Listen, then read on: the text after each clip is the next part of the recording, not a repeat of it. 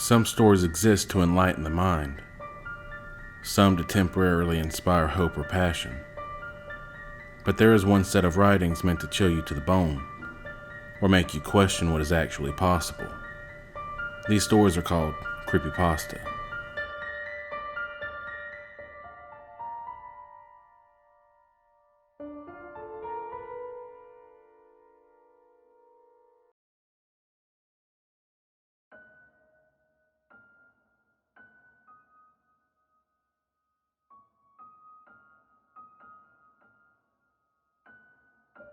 Do you know that stage of a scab, where it's on the verge of flaking off with just the center holding it in place? As a kid, half the time you would just endure the pain and go ahead and rip it off like the coagulated bandage it was, only to form a much smaller scab on the portion that was ripped from the flesh. Well, on the block I grew up on, there was a man we called the Scab Collector, and somehow, he always knew when one of the neighborhood kids was about to lose one, and there he'd be, ready to pay top dollar.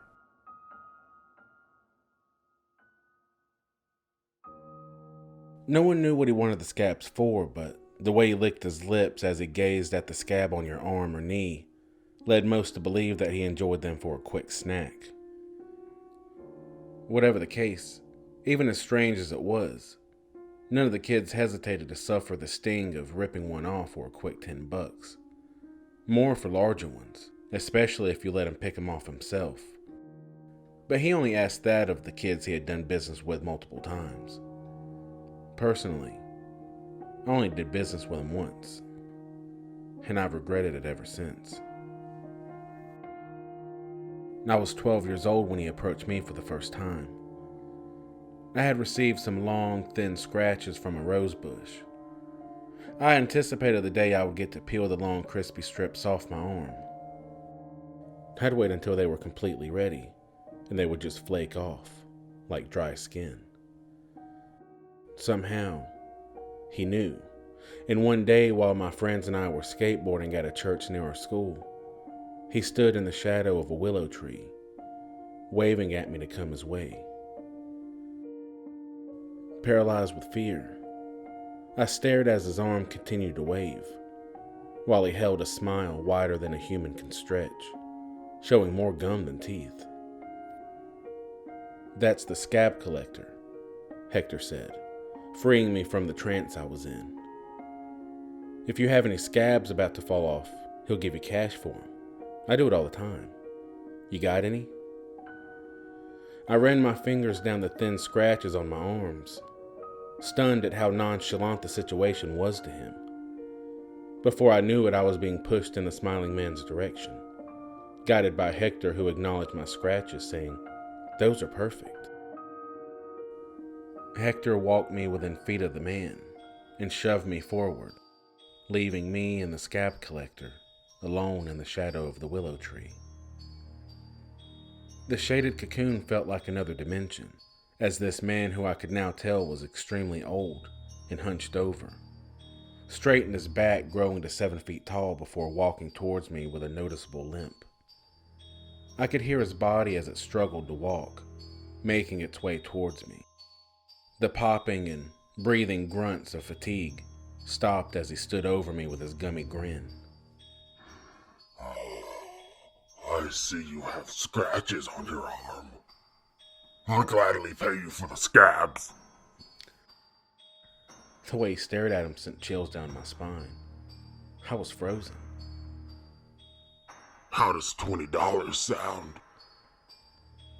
He held the bill between his blackened and cracked fingernails.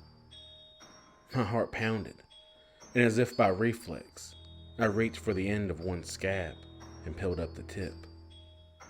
I pulled down, feeling the scab releasing down the length of my arm into a thin strip. I slowly presented the scabs to the man as he held out 2 trembling hands. I could feel his eyes on the crispy ribbons in my possession, and when I dropped them into his hands, he let out a chuckle that made me jump 2 feet back.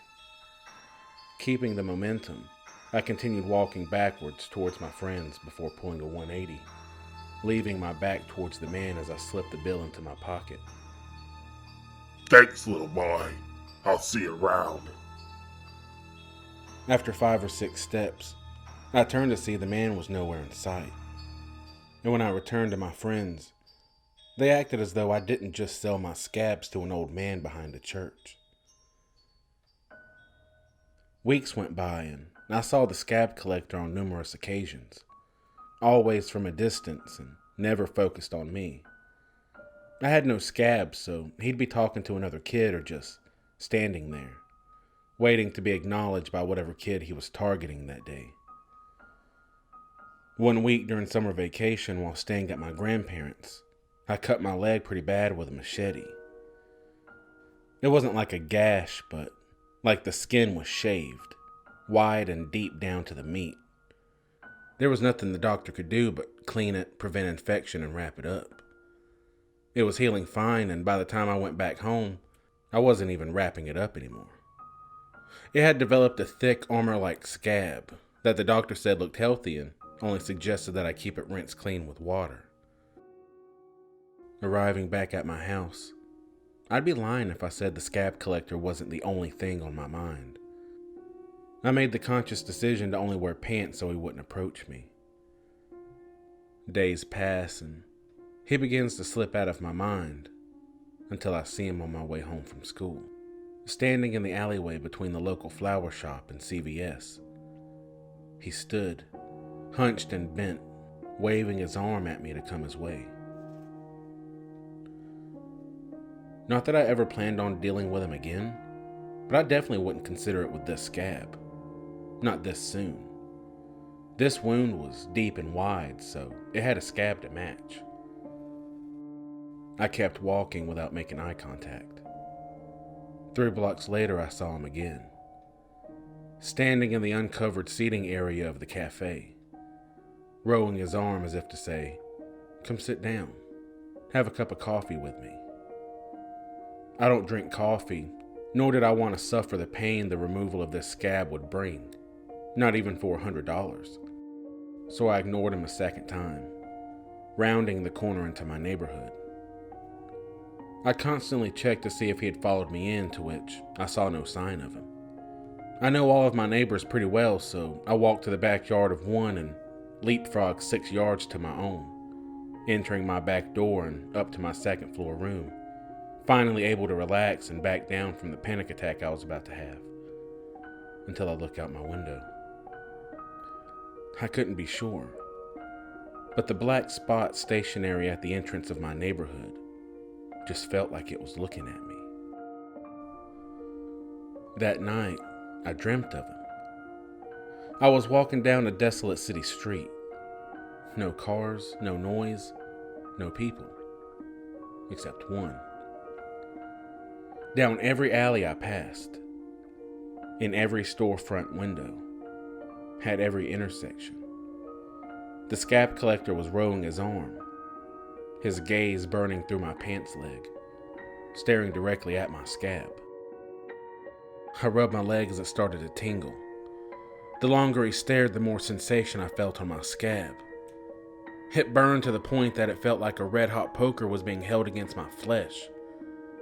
I crouched in pain, covering my wound as he made his way through the intersection, his smile of gum and jagged teeth growing closer as he licks his lips. He reaches towards my leg with his cracked and blackened claws, and then begins lifting up my pants leg. I wake up in my bed. It's pitch black and it feels like an oven, like maybe I have a fever. My leg is still on fire. I throw my cover and hit the light. The scab collector. He had the tip of my long, thick scab between his crooked yellow teeth. Paralyzed with fear, I was helpless as he stared back, not moving an inch.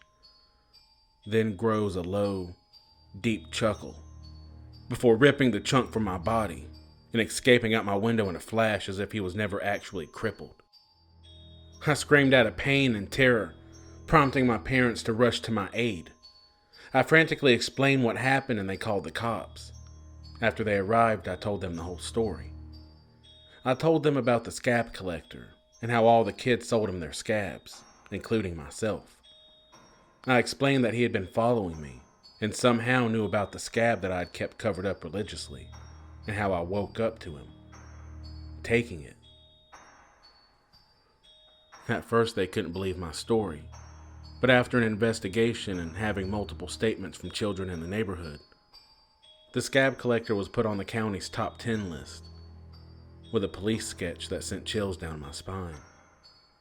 With so many of the same description, they drew him exactly how he was, with a terrifying wide and gummy smile. Even though they never found him, I swore to never look at the police sketch again, and now, 20 years later, I haven't thought of the scab collector once. Until today. Last week, my 5-year-old daughter fell off of her bike. It was the first time we had to take her to the doctor other than a checkup. The doctor said she was fine but would have some scabbing and that it would heal up nicely. Now, I can see him out our window. It's 12 noon and a beautiful day out, and he's 3 houses down in front of the Wilsons' bungalow. I can tell he's looking this way, but not at me. I can tell he's looking at this house, but not this window. He's looking into the window where my daughter sleeps, waiting. Hey guys, I hope you enjoyed The Scab Collector, a Dr. Heinous original. If you did, please hit the like button and comment below how much you enjoyed this story that it took me forever to write. And if you haven't already, please hit the subscribe button and also follow me on Twitter. I think I'm kind of funny. If you would like to read this story and other stories written by me and other amazing authors, I invite you to join my subreddit, Tales of Darkness. All links in the description. And I guess that's it, so we'll see you next time.